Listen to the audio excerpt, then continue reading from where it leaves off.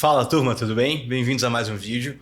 Hoje a gente vai falar um pouquinho de carreira, de progressão de carreira, de como se destacar na sua primeira ou em uma das suas primeiras vagas como programador. E o resumo desse vídeo é basicamente entregar mais do que é esperado de você. E eu sei que isso parece papo de coach, mas eu vou dar aqui alguns exemplos concretos de formas que você tem para entregar mais do que esperam de um programador júnior.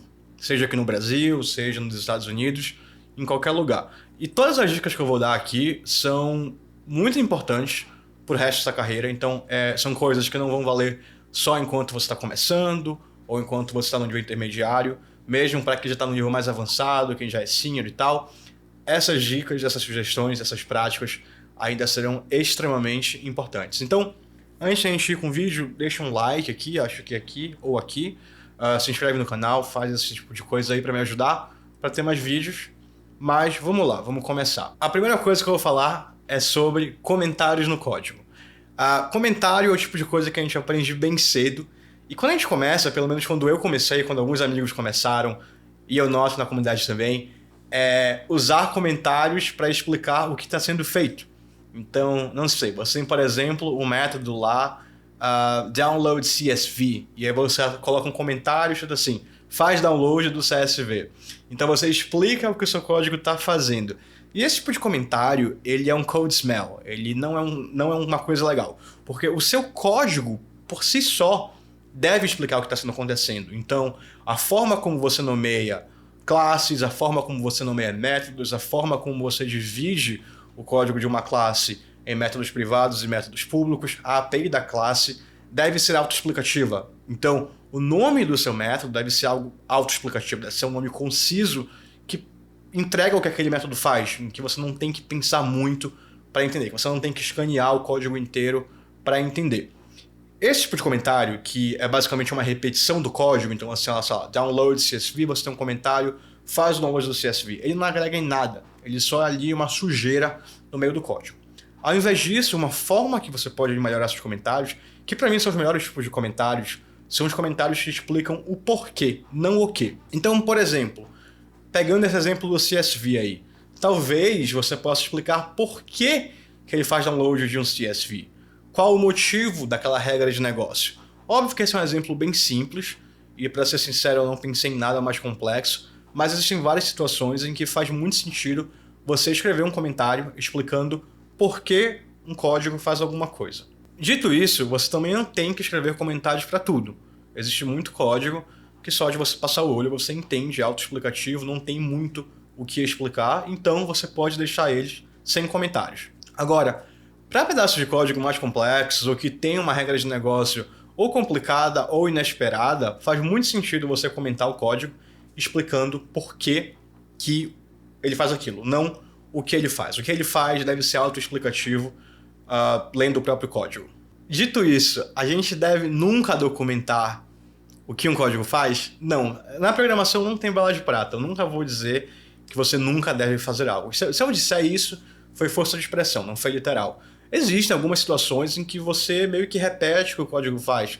Às vezes você está trabalhando num sistema legado, onde o código não é autodescritivo, ou então você tem alguma coisa rolando meio esquisita, algum hackzinho para atingir algo, e aí rola você colocar um comentário só explicando o que é aquilo. Mas em geral os comentários devem explicar por que algo é feito e não o que é feito.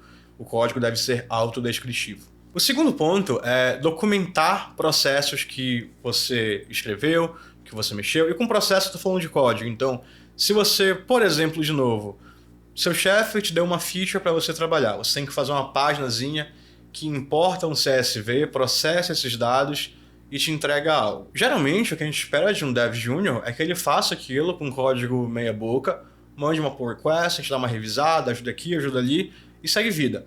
Uma forma de você entregar algo mais completo é você documentar esse processo também. Então não precisa ser nada muito rebuscado, pode ser um arquivo de texto mesmo, simplesmente explicando o que aquele processo importa, o que tem no CSV, o que ele espera, o que ele faz durante o processamento e o que ele te entrega.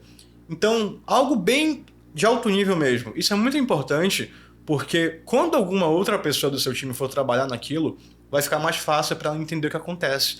Ela não vai ter que ir atrás de ti e falar assim, opa, João, tudo bem? Eu vi que você trabalhou aqui nesse importador de CSV há 2 anos. Você pode me explicar o que acontece aqui exatamente? Claramente ele pode entender o código, mas vem de novo para aquela questão. Ele pode entender o que está acontecendo, mas por que aquilo está acontecendo?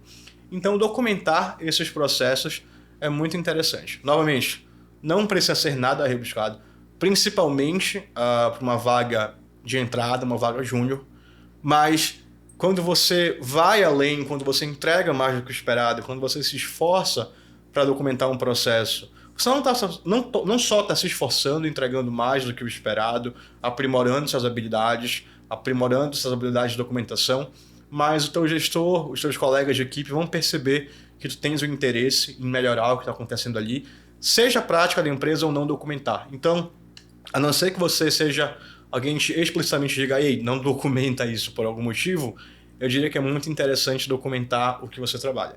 Precisa documentar tudo? Novamente, não tem com certeza sim, com certeza não.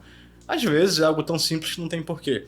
Mas principalmente processos mais complexos ou que envolvem regras de negócio um pouco mais complexas, vale se documentar, nem que seja algo muito de alto nível, só para dar uma noção do que está acontecendo ali e por quê.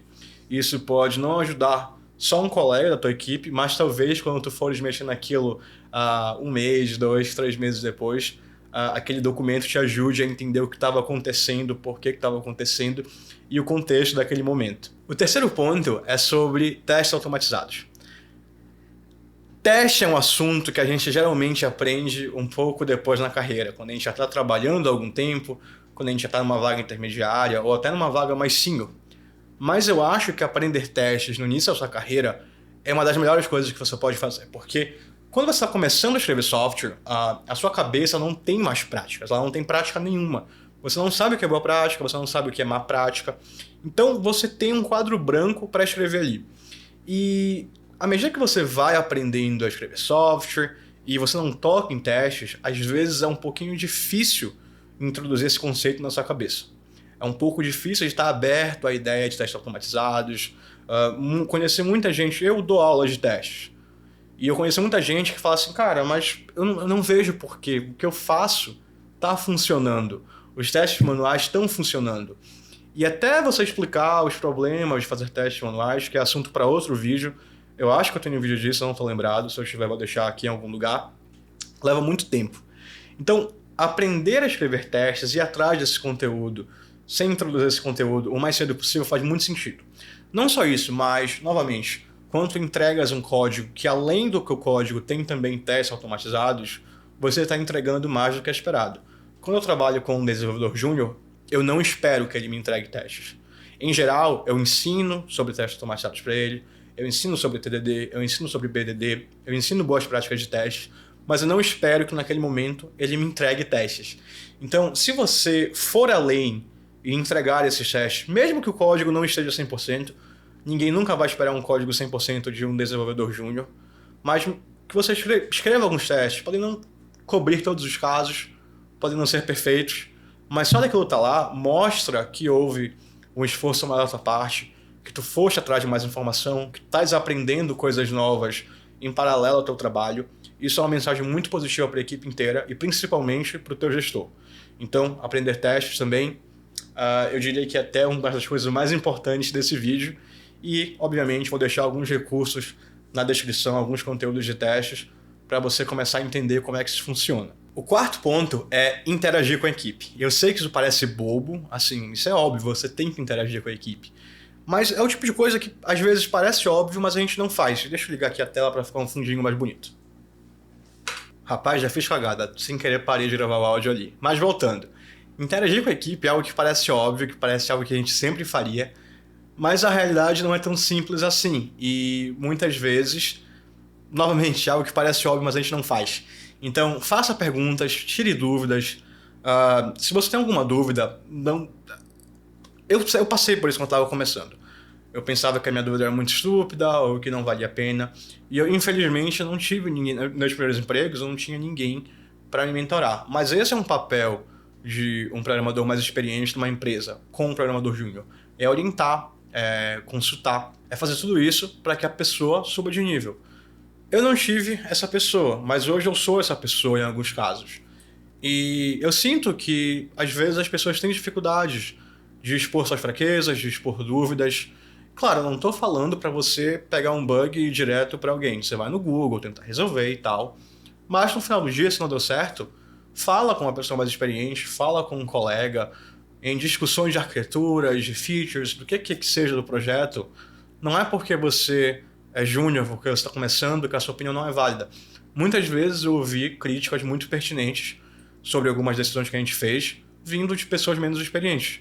E eu vi também ideias muito boas vindo de pessoas menos experientes.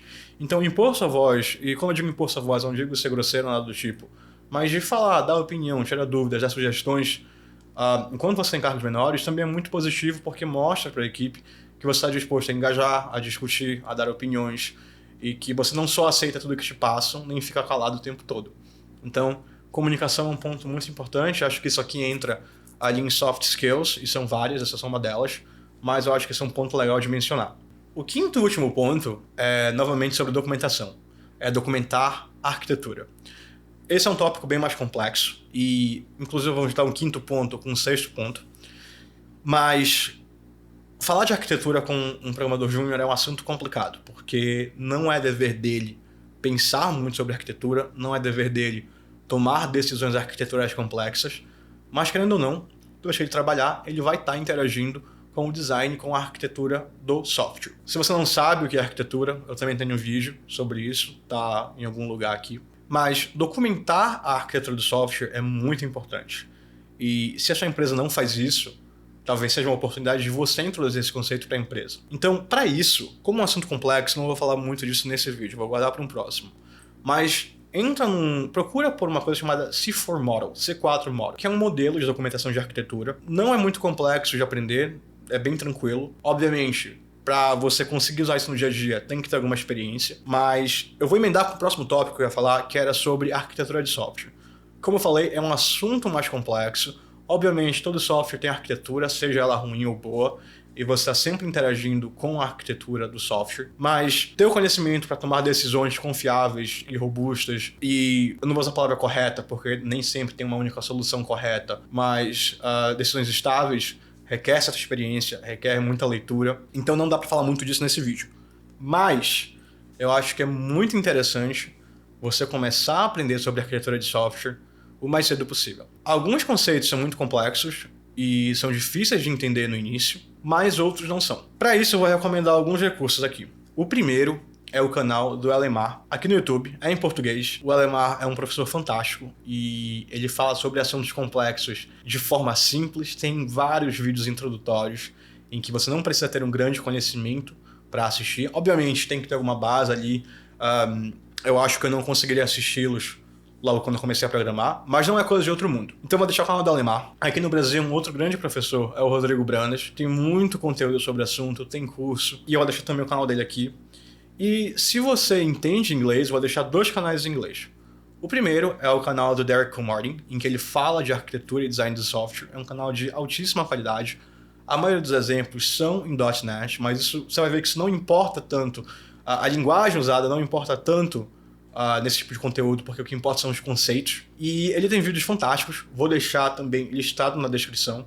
E vou deixar também a conferência DDD Europe. DDD é Domain Driven Design, que, assim, é um padrão arquitetural, mas eu também vejo como uma filosofia, isso é assunto para outro vídeo. Mas existe uma conferência na Europa que acontece todo ano e eles gravam todas as palestras. E tem palestras de todo nível, tem palestra de iniciante, de intermediário, tem palestra mais avançada.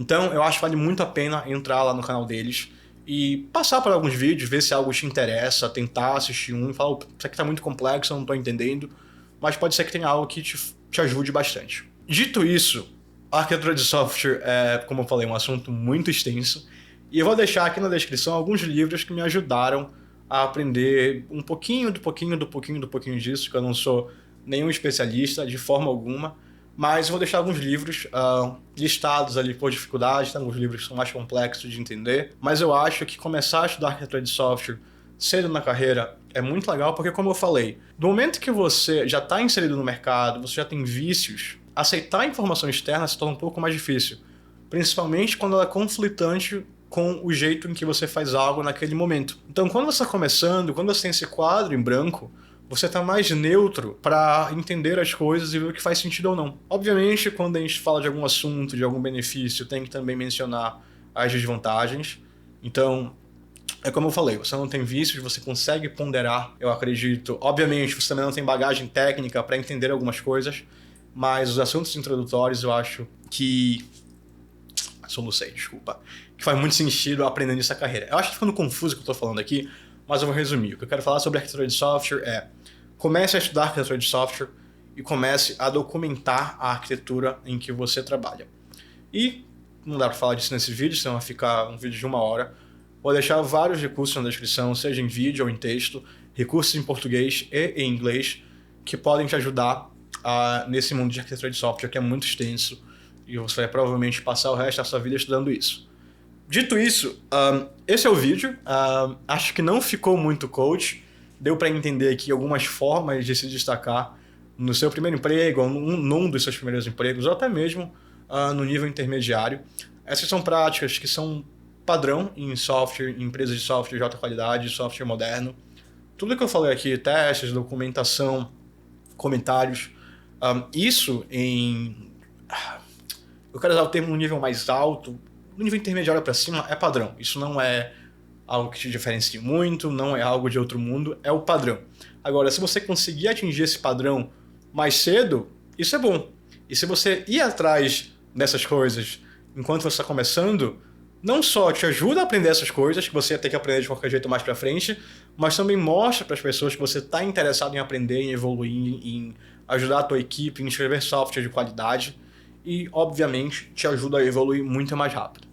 Então, só para concluir, eu não acho que um desenvolvedor júnior tenha que exceder todas essas qualidades que eu mencionei. Eu acho que as expectativas para um desenvolvedor júnior são relativamente baixas, tem que condizer com o cargo dele. É uma pessoa que precisa de orientação, de mentoria, que não tem muita prática. Então, não é para esperar muito. Mas, se um desenvolvedor se excede naquilo que ele é proposto a fazer, isso é muito legal. Isso passa uma mensagem muito positiva para todo mundo e também dá um gás não só para o desenvolvedor em questão, mas para a equipe também. Eu fico muito feliz quando alguém com quem eu trabalho, ou que eu conheço, ou que eu ajudei no Twitter, ou enfim, que está começando e tem esse interesse, quando eu vejo resultados. E um exemplo que eu vou dar é o Nicolas lá do Twitter, que, cara, ele é um cara que não está há tanto tempo no mercado, mas sempre esteve muito interessado em aprender coisas novas. Já ajudei ele algumas vezes e é muito legal ver o resultado disso, ver que ele vai atrás, aprende coisa nova, tá sempre publicando o que ele aprendeu por lá. Então, eu sou meio prolixo aqui nos vídeos. Meu ponto é, ir atrás dessas coisas o mais cedo possível vai te tornar um desenvolvedor melhor e vai, com certeza, alavancar a tua carreira. E eu tô vendo que tem quase 23 minutos de vídeo já, então eu vou encerrar por aqui. Novamente, like aqui ou aqui, não sei, e se inscrever no canal.